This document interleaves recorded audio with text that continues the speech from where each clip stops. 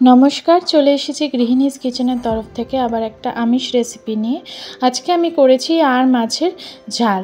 তো প্রথমেই দেখুন আমি 700 গ্রাম ওজনের একটা আস্ত মাছ কেটে আমাকে দিয়ে দিয়েছিল, সেটা আমি নুন হলুদ দিয়ে এক এক করে কিন্তু পিসগুলো ভেজে নিচ্ছি সরষের তেলের মধ্যে।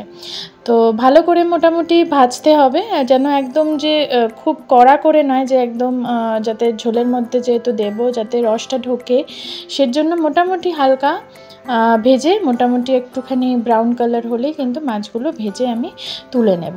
তারপরে সর্ষের তেলের মধ্যে আমি ফোড়ন হিসাবে দিয়ে দিচ্ছি কালো জিরে।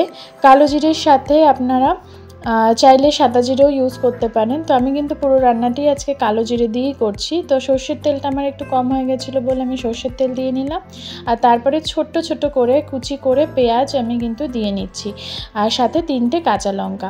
এইখানে আমি কোনো লঙ্কা গুঁড়ো ইউজ করব না, তো পরিমাণ মতন আমি কাঁচা লঙ্কাই কিন্তু দিয়ে দিচ্ছি। তারপরে দিয়ে নিলাম আমি হলুদ আর নুন, আর সাথে আমি একটুখানি একটা মিডিয়াম সাইজের আলু আমি দিয়ে ভাজা করে নিচ্ছি। তারপরে দিয়ে নিলাম আমি আদা রসুনের পেস্ট। এবার ভালো করে কিন্তু মশলাটা আমি তেলের মধ্যে কষিয়ে নিচ্ছি।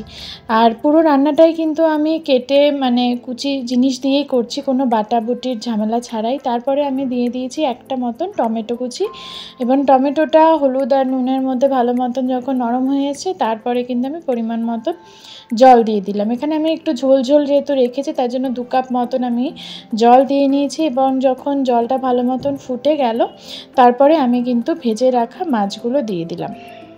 নর্মাল যেরকম ঝোল মাছের ঝোল আমরা রান্না করি সেইভাবেই করব, কিন্তু আজকে আমি একটা জিনিস এক্সেপশনাল, যে আমি কোনো কিন্তু বাটা বা মিক্সির ঝামেলা ছাড়াই পুরো রান্নাটা করেছি। আর এই আর মাছ কিন্তু খুবই টেস্টি খেতে, এবং কাটা যেহেতু খুব কম থাকে তার জন্য বাচ্চারাও কিন্তু খুব পছন্দ করে। আর সবার শেষে আমি একটু ধনেপাতা কুচি দিয়ে নিয়েছি।